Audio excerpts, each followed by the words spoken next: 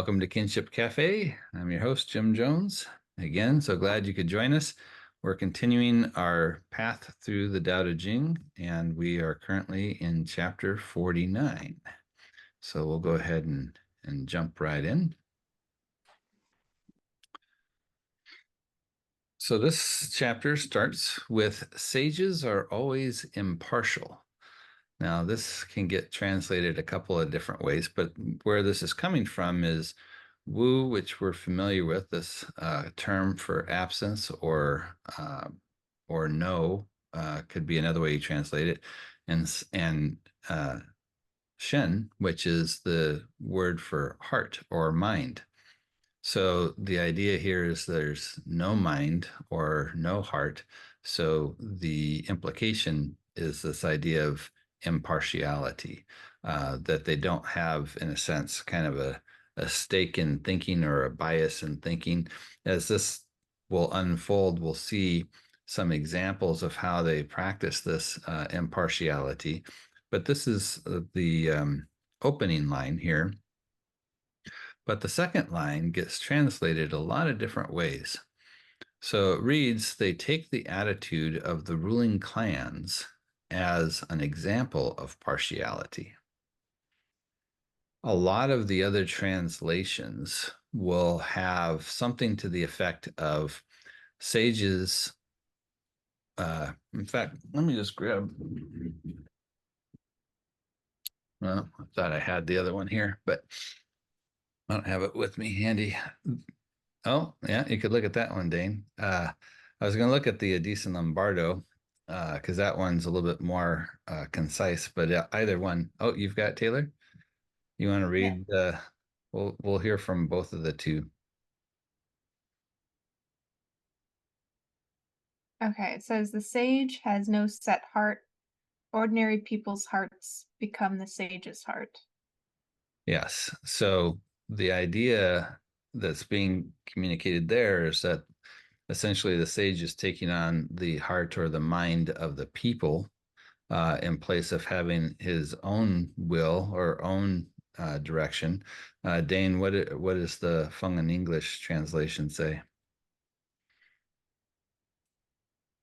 It says, the sage has no mind of his own. He is aware of the needs of others. I'm thinking of one I've seen that says the sage has no mind. He uses the mind of the world as his mind. Not sure where, but that's one that I remember somewhere. Mm, that could be another translation of this passage. Yeah, it's a different translation of this passage. How I remember it from somewhere. Has Yeah. no mind, uses the mind of the world as his mind.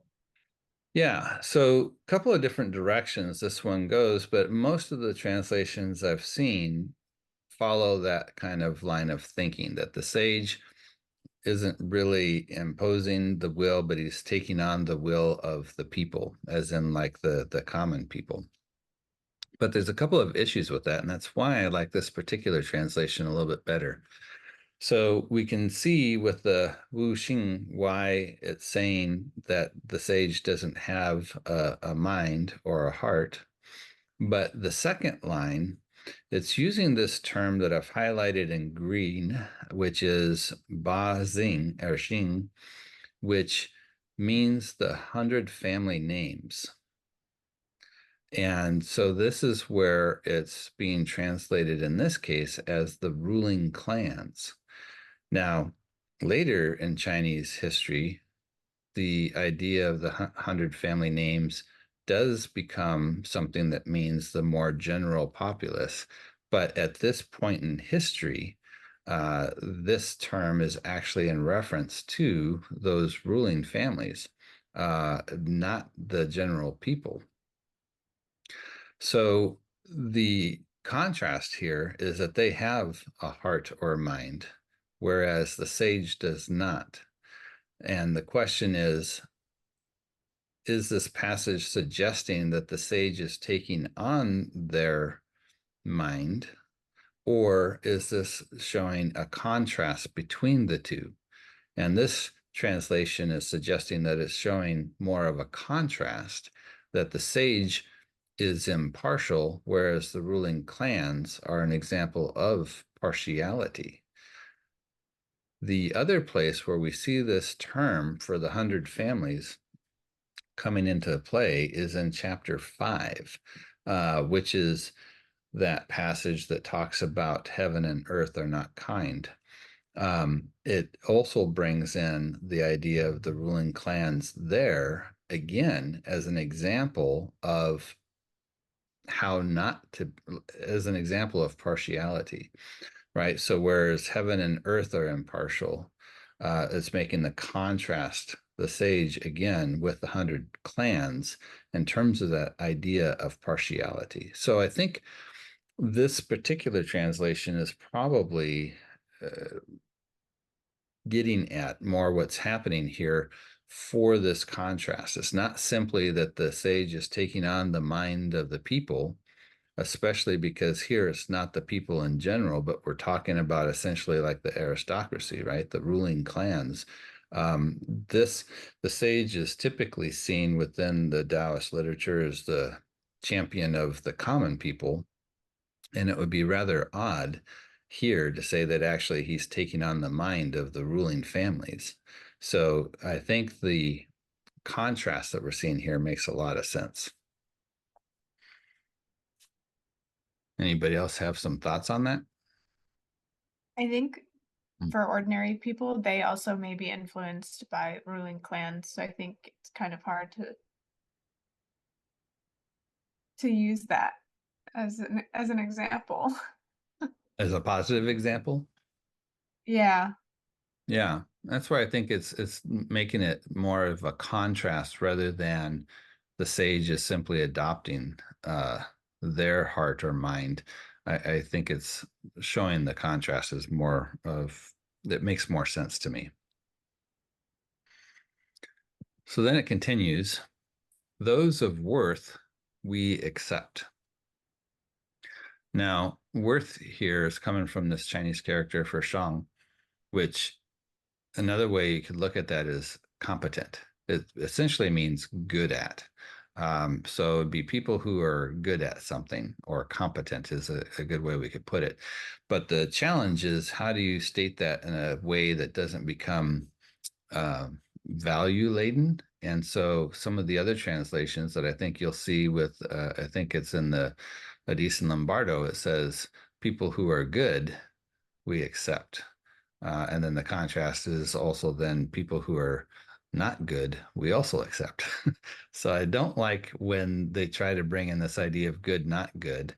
But if we're saying competent and not competent, it's just a matter of, do they have or have they developed certain skills rather than making a value judgment about, are they a good person or a bad person, or a not good person, right? And I don't recall what it says in the Feng in English one, but I think it's something along the same lines. Do you have that handy still, Dane? Dane? I am good to people who are good. I am also good to people who are not good, because virtue is good. Yeah, so they're using good for both those two main translations that we use. And it makes sense because this word is good at, but the at part I think is important because it gets into this idea of either competence or skill or mastery or something along those lines, not simply what kind of person are they. It's not making a judgment about, is it a good person versus a bad person. And I think that's a key thing to keep in mind with these statements, because of course we've seen the criticality of this idea of judgments within the rest of the Daodejing. It wouldn't make sense at this point to start introducing those types of words when it's evaluating people. And then it gets to kind of the conclusion of what they're saying here. So those who are, let's say, competent, we accept, and those lacking in competence, we also accept. Attainment means acceptance. Now, the word here for attain could be one of two. The text itself has the term "da" that we've come across several times, which has to do with how something manifests or is in agreement with Tao and is frequently translated as nature. Also, it's sometimes translated as virtue if it's taken from the perspective of something that somebody strives for, as opposed to something that somebody just becomes naturally, which would be more kind of the Taoist approach. But there's another term, also pronounced da, that is the one that's in green. And some of the translators think that this is actually the word that was intended here, and that there was kind of a mistake, or that they kind of frequently misuse or transpose these two forms of the term da. And the other one would be more along the lines of attaining or gaining. So this idea then of attainment means acceptance would be in line with that first character. It's not actually the character that's in the text, but it's one that many scholars think is supposed to be there. But you have two different ways of looking at this then. Does it mean that virtue means practicing acceptance? If we take it as da in terms of virtue, or does it mean that attaining more of that natural way means that we practice acceptance? Those would both be some appropriate ways of looking at da, as in terms of the Daodejing. The other da would then be more about this is how we attain something. Now, they don't specify it here in this translation, so it really kind of plays off of both ways of looking at this term da, but there's something here that's saying, okay, we're not making a judgment here about people. They may be competent or they may not be competent, but we're accepting both of them. And in doing so, we're attaining something. In this case, potentially it's this idea of Da, or that way of more fully manifesting the Tao. So here we can see that opening line about being impartial is coming into play with how the people are being viewed. It's not making that distinction, whereas normally we would maybe want to make that distinction. There's going to be another example of this, and then we'll kind of go back and look at what might be what they're trying to get at here. So those who are trustworthy, we trust. Those who are not trustworthy, we also trust. Attainment means trust. Now, this is interesting. What do you think about this idea of trusting those that are not trustworthy? To me, it's saying have some understanding of these people that may not be trustworthy. I don't know why it's saying that, but maybe they're not trustworthy because they're dealing with other not trustworthy people. Maybe it's no fault of their own, or they're just a subject of how they were raised. I don't know. Yeah, so maybe this idea that they're accepting of somebody, Yeah. kind of like what we saw in the first one about the competent or incompetent, that they're still being accepted. Although what's interesting here is it's not using acceptance, it's using trust. And I'm curious if this, maybe sounds like something that you shouldn't do. Like we shouldn't be trusting people who are untrustworthy. According to Mother Teresa, people are often unreasonable, illogical, and self-centered, but you should forgive them anyway. Well, again, forgiveness is one thing, acceptance is one thing, but what about trusting? Well, to me, it all is in the same vein. Actually, I'm remembering another version of this that said, I'm good to those who are good. I'm good to those who are not good. In this way, goodness is created in the world, or something along those lines. These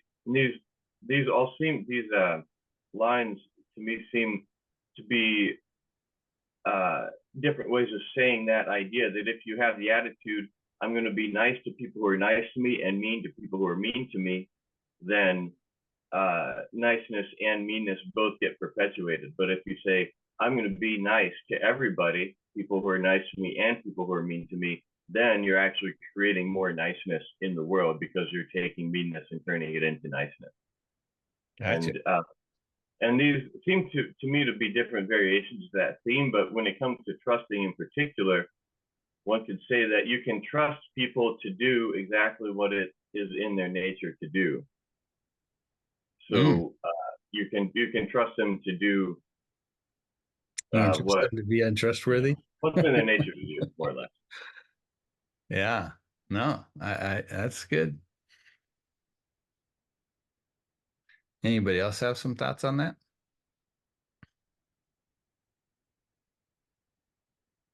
I'm surprised this didn't bring up more objections. You would think that most people would be like, oh no, you don't trust people that are not trustworthy.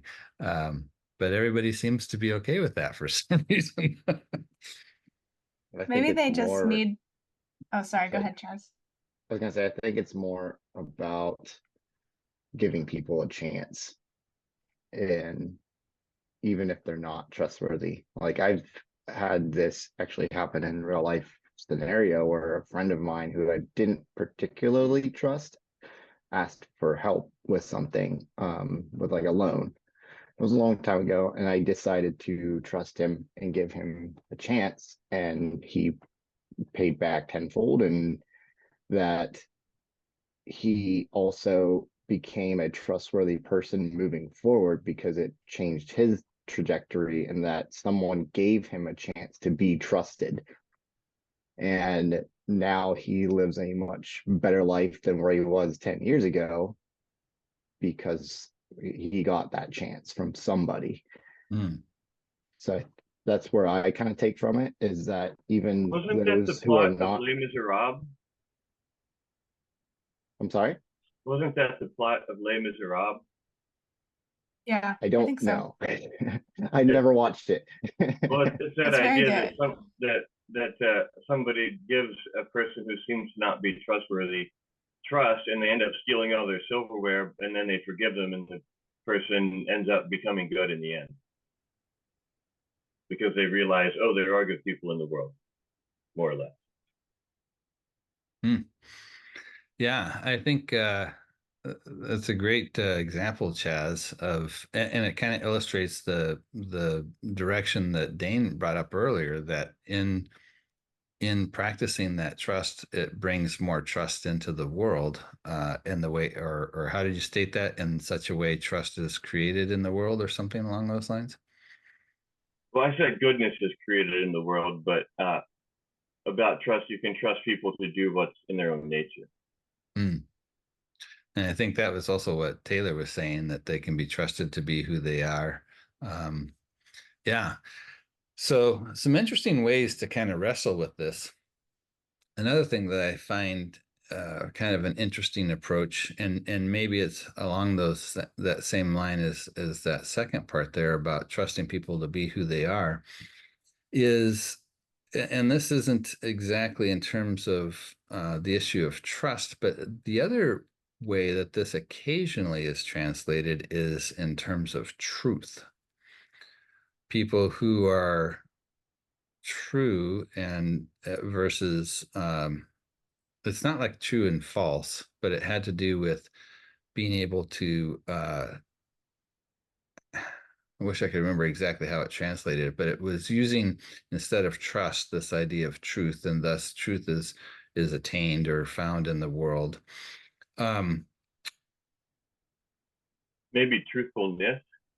Truthfulness, it could be. Well, it wasn't about truthfulness. It had more to do about like truth in general. But my point being that there was another statement that somebody made, and I don't recall who it was, but it was essentially saying that everybody is actually telling you the truth. You just need to know how to listen. So no matter what somebody says, even if they're lying about something, they're communicating something about themselves in that lie, right? So there's like a different level that you can listen to what they're saying in terms of, are you taking it just at that surface level of listening to the factualness of what they're saying, or are you listening to why is this person tempted to twist the facts or to state them differently? And the reasons behind that actually end up exposing more of the truth about who that person is. If you can learn how to listen to what they're saying and not just like the actual words, but why they're saying it. And I always thought that was a very interesting point, that everyone is always telling the truth. It's just, do you know how to listen to it?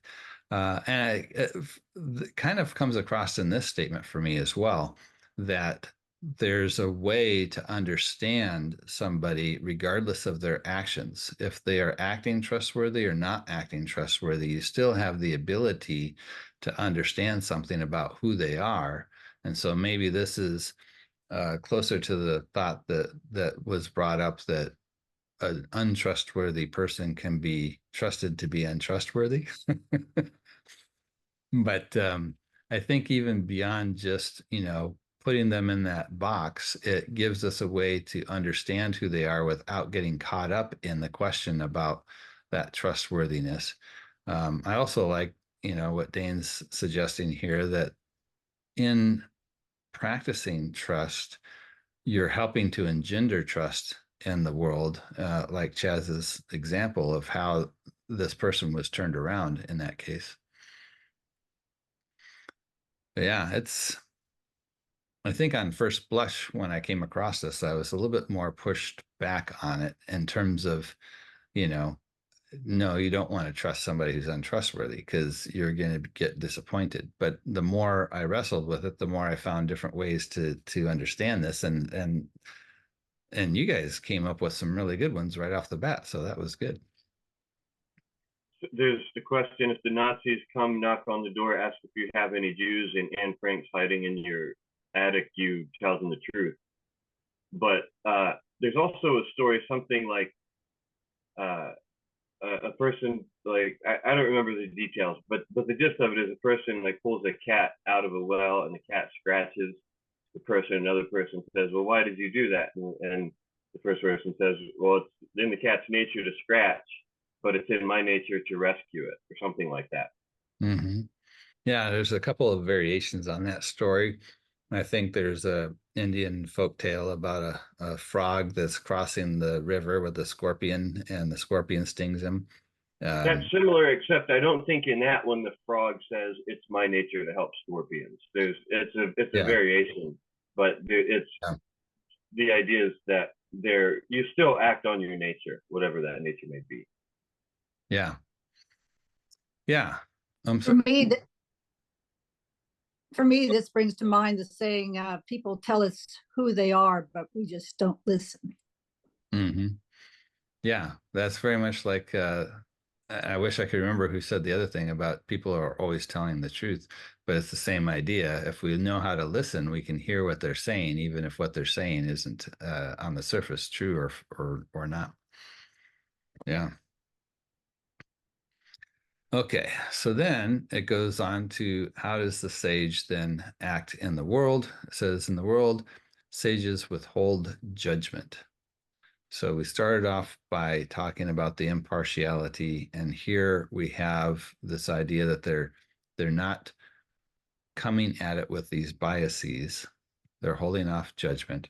And it says, acting in the world, their hearts and minds are simple and guileless.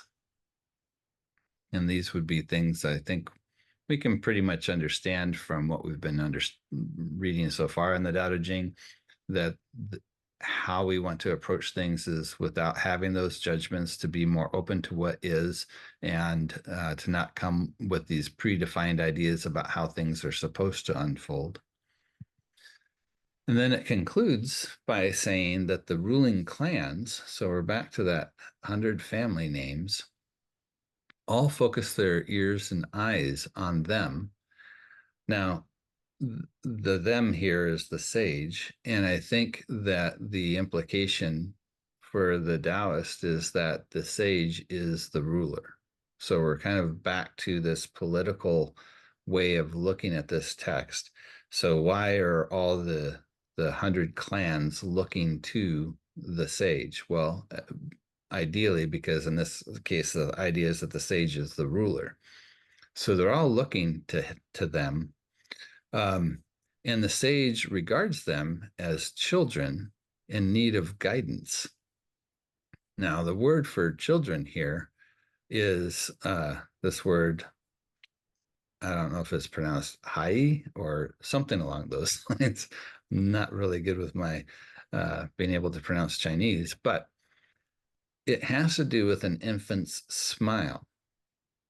So you may recall that I think it was in chapter 10, there's the implication that we want to try and return to the state of being an infant. And the phrase I believe that they're using there is before the infant has smiled. So there's kind of like a transition point where infants are not quite doing anything like smiling for a period of time, and then all of a sudden they start to smile. There's things that they start to like or dislike, and it's at that point that they have the idea that they've started to become enculturated. So for the Taoist, trying to get back to that point of not being encumbered by these cultural ideas, especially of the values, would be how do we get back to the point before that first smile, where we're just showing up in the world without any kind of bias. So the fact that the ruling clans here are depicted as children, but in this case, smiling infants, it would mean that they've already gotten to that point where they start to have that cultural overlay that's embedded in them. Now, that last part where it says in need of guidance, it's in square brackets because the translator puts it that way to show that he's adding in a thought here to explain it a little bit further than what the text itself says. So maybe in need of guidance makes sense here, but I think it gets to the idea of recognizing that the 100 clans who have a heart or a mind at the beginning, the idea that they have maybe a bias or a partiality is in reference to the fact that they've adopted these cultural norms and ways of being in the world. So here is essentially stating that again, but using the concept of, you know, the smiling or non-smiling infant, which is kind of an interesting kind of demarcation that they use within their way of talking about cultural influence.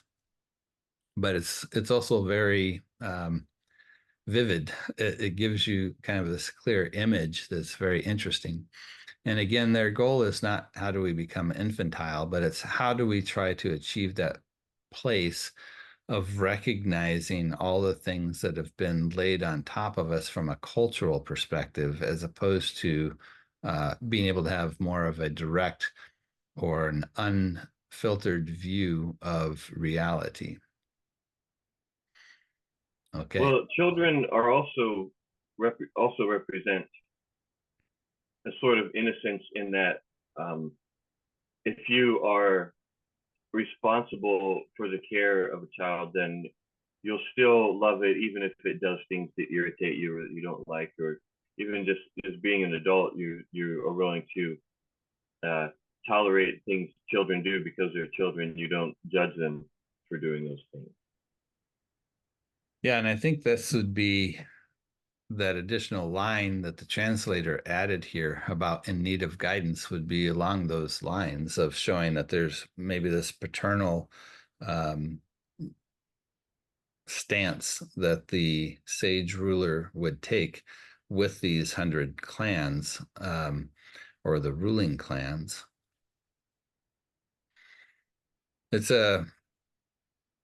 It's turning a lot of things on its head in terms of how a lot of the main cultural expectations were, and probably even within our own context, where there's very much this idea that we have to have a clear understanding of right and wrong, or a moral compass, or something where we've got a clear sense of those values, and that when we're looking at the social hierarchy in our culture, we may question sometimes their moral compass, but we nonetheless still defer, in a sense, to those above us because they have the rank, or they have the power, or they've got the resources.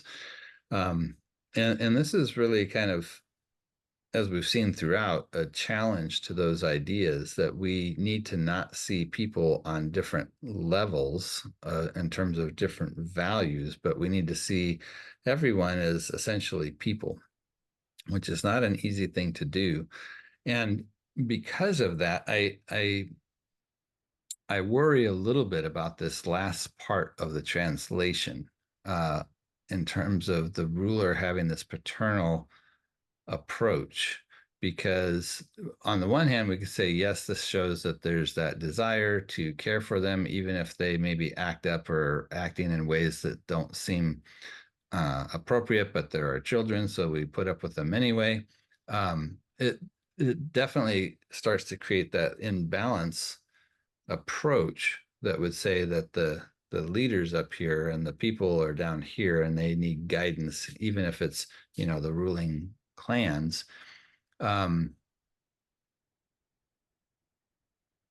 It's a tough one, but I think it's by seeing that they're talking about the infant's smile here being that cutoff between where people are inculturated versus not inculturated. That helps us to see maybe it's a way of how they're approaching the ruling families in terms of understanding that they come with this overlay that they're having to deal with. And maybe this is kind of like being able to trust even those that are untrustworthy. So this idea that they have these ideas baked into them, but nonetheless, we're still going to work together and try and achieve what we need to achieve. I don't know, there's a couple of different ways I think that could maybe go. But it's definitely, I think, to our ears, when we hear this idea of children, we take on more of this paternal view of that relationship. I'm not 100% sure that that's what they were trying to get at here. I don't know. What are your thoughts in terms of, does that create or reinforce that hierarchical perspective, or the idea that the sage knows better, and that they need to help all these poor ruling families understand what they need to do? I mean, it becomes kind of an interesting reverse hierarchy, but a hierarchy still, you know what I mean?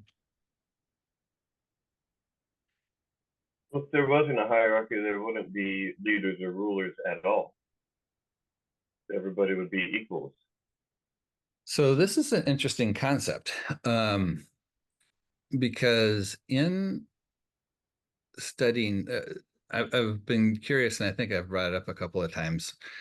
If the Daodejing is in fact representing more of a Paleolithic worldview, more of an indigenous worldview, one of the characteristics of that way of social organizing at that time in the hunter-gatherer phase of things is it tends to be nearly universal across the world, that they tend to be more egalitarian, at least in terms of the men anyway.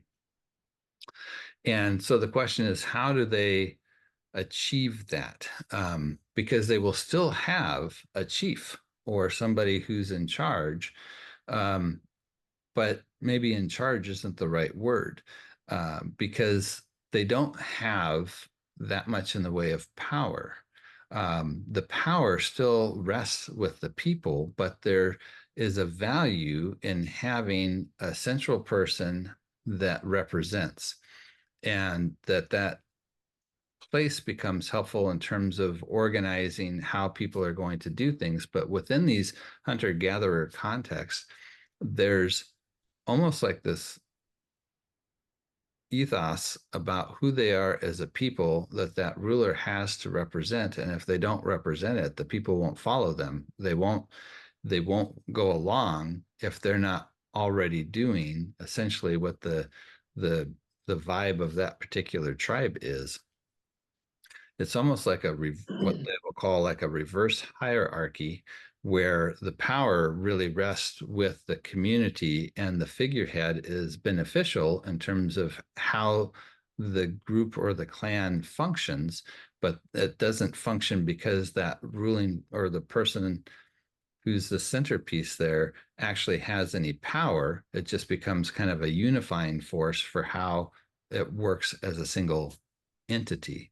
And they have a lot of examples of this, even in modern day hunter-gatherer tribes, but also in terms of the different reports they had of how a lot of the Native American Indians were structured socially when we were coming in contact with them and trying to study and understand more of these indigenous ways of being. So the Taoist position, if it's in fact trying to bring this over, is making the case over and over again that whoever's in that position can't be there for any type of personal gain, can't be there to enforce any personal ideas or show any type of favoritism, that the reason they are there is for the benefit of the whole. And this gets back to that idea of the noble has the humble as its foundation. So I don't know if you remember that discussion, but it's kind of a reiteration that the only reason that that position of ruler exists is for the benefit of the larger community. And the moment that that position starts to be taking on a life of its own, it's failed in what that role is. So even though you have a concept of ruler within Taoism, it doesn't necessarily imply that there's a hierarchy. You can still have this concept that there's a person who represents the group, but they don't actually have any power.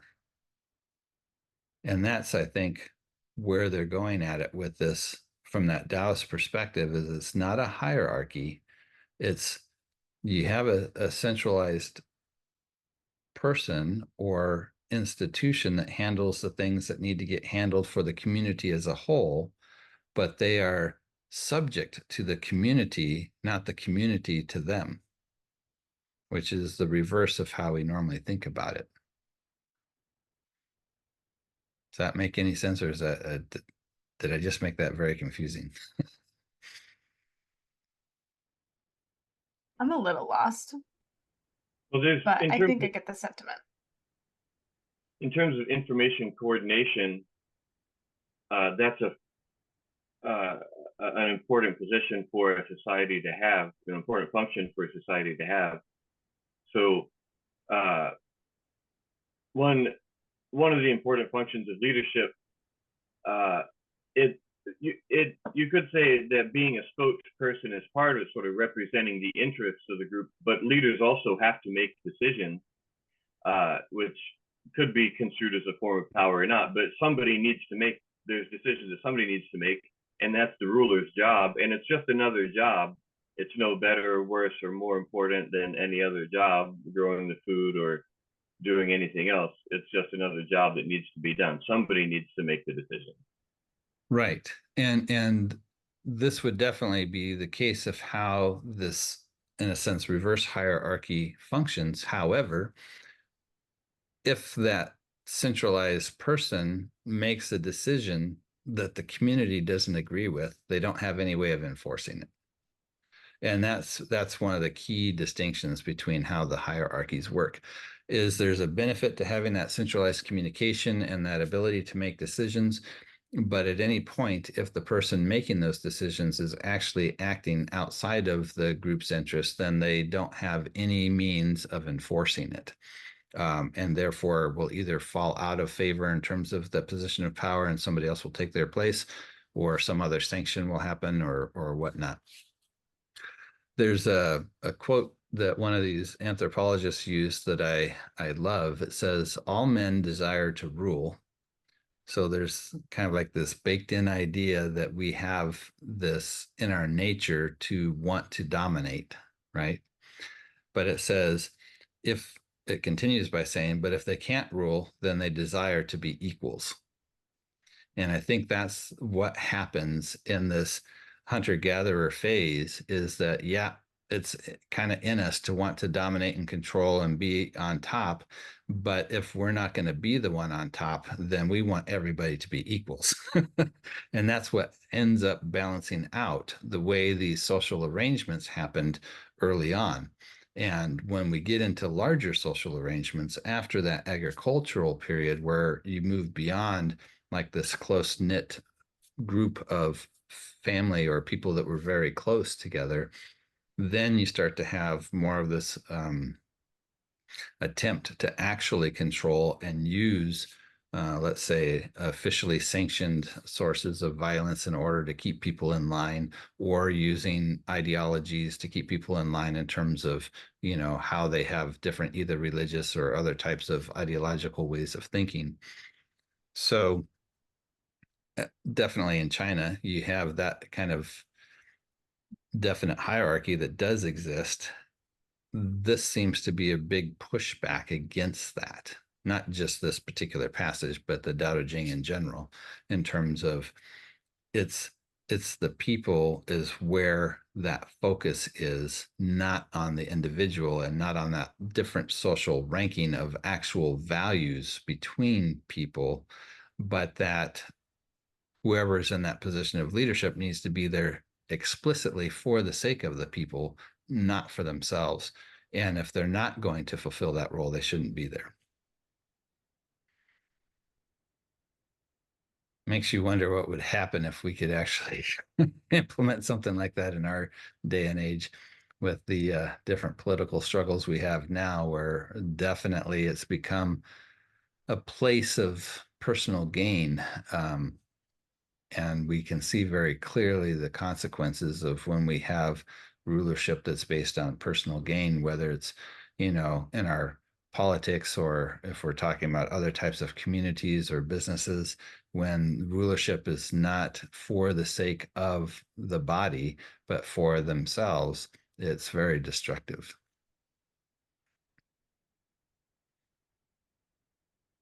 Yeah, I feel like I have that feeling about a lot of these chapters. It's like, wow, imagine if we could actually do this. But the way that things are, it just seems so far off. Yeah. And what's kind of fascinating to me is if we think about like how the United States is structured, it's kind of along these lines, at least initially. There's this thing called the Constitution that is essentially defining what kind of people do we want to be. And it lays out, not in terms of like laws, but more in terms of philosophy, right? All men are created equal type of an idea.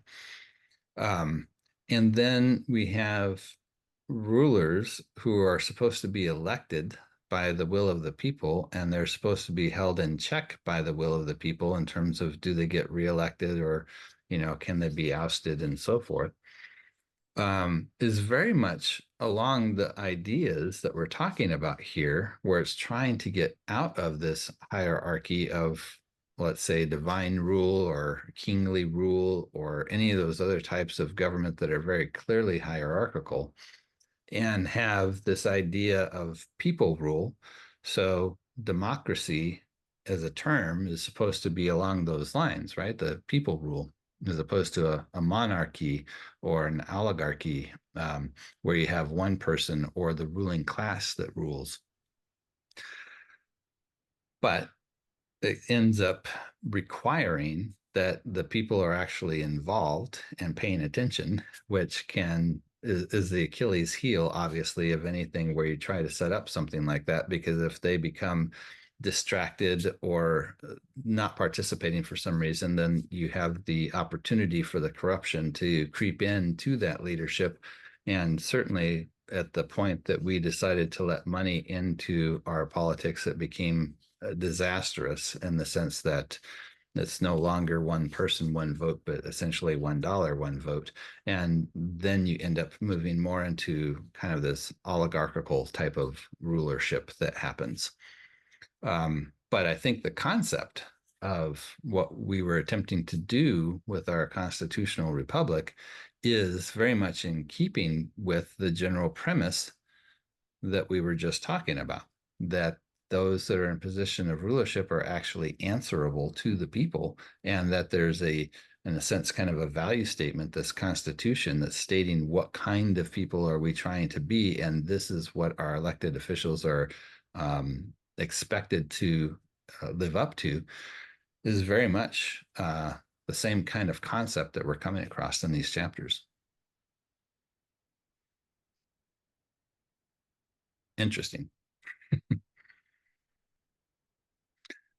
So some general thoughts then on this is that it's giving us a general approach to how we want to engage things. It's not giving us like, here's the rules of how you follow things, step 1, 2, 3. It's more in general ways that we can approach things, that we have to then be dynamic with the particular situations to see how do we best implement these things.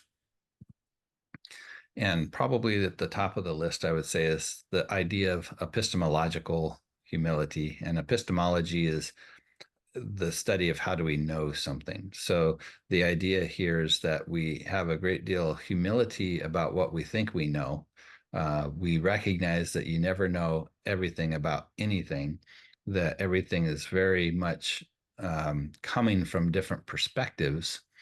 And in doing so, it makes it harder for us to justify something like these value judgments.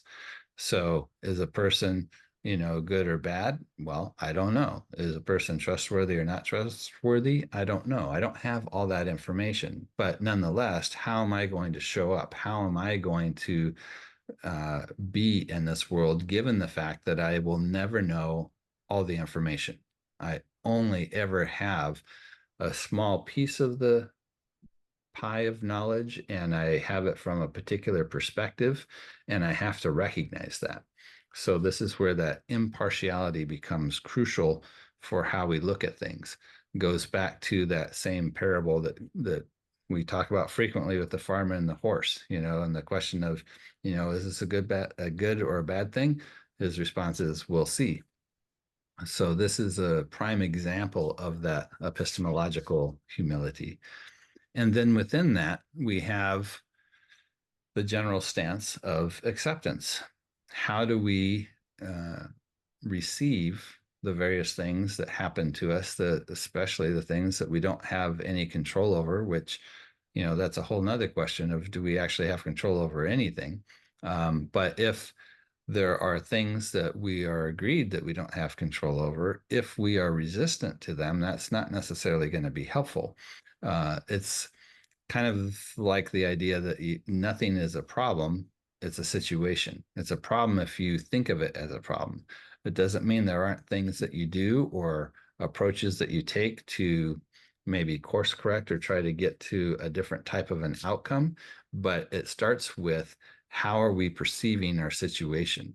Because the second we put that value judgment on there about the good or bad, it can interfere with our thinking process in the sense that we can become more biased in the situation, or we might become agitated or angry, in which case our thinking tends to shut down. It's not as open-minded as it needs to be, and we can tend to cling more towards certainty and trying to control things, which is never a good solution. It's more of, we need to be able to receive the current situation, whatever it may be, and then act from more of an open-minded perspective on how we engage going forward. And the other part of it then was this idea of trust. And I think at a core, we could say that the trust here is that larger picture when they say, you know, the Tao doesn't do anything, yet nothing is left undone. Everything is going to unfold. The question is not, you know, is the system working or not working in the sense of the universal system? We can still look at how we might want to engage. And certainly the whole of the Daodejing is about engaging in especially those social aspects of things. So it's not about not doing anything and that everything is okay. It's more of a general approach to, it's very hard to know how to say these things without invoking value language. But if there's a trust in that the universe, in a sense, in terms of how it functions, is, I don't want to say necessarily good, because it's not about that the universe is benevolent or that it's trying to do good things, but that it works the way it is. It's like when we look at the forest, right? There's nobody in charge. Everything kind of just unfolds according to its own natural patterns of doing things, but it all fits together. And nobody has to tell the sun to show up, or, you know, the rain to come, or the birds or the animals or the plants to do any of the things that they do. Yet the whole thing is a coordinated effort that seems to just work of its own. And I think that's the level of trust that they're looking at. Not to say that there aren't things that we get engaged in, but the underlying context of what we exist in, because there are these patterns, this Tao, there's a level of trust we can have in the big picture, if you will. And I see that as maybe the three core things that this chapter is trying to bring about. And we've got a couple minutes left, so we'll see if you guys have any additional thoughts on that. I had a thought a few minutes ago, but then it's gone now. Oh, I was thinking, it takes a lot of courage to just trust and let things happen. I was thinking about how it comes into play at work, like not being able to control everything and just accepting that things are going to change, and it and not try to control them as they're changing is really hard. And I think that's a big challenge for when you're on both sides of the change. Like, you see that there's a change that needs to be made and you're trying to make a change and convince everybody else that the change needs to be made, but also when you're on the other side and people are trying to change things and you're not ready for it necessarily, it's really hard to remain open-minded in those moments a lot of the time. But this is a good reminder to trust that process.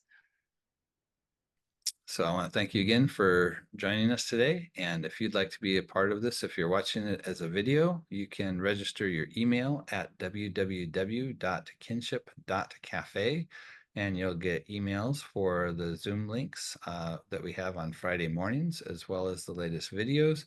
And also, if you happen to be in the Southern California area, access to where we meet in person.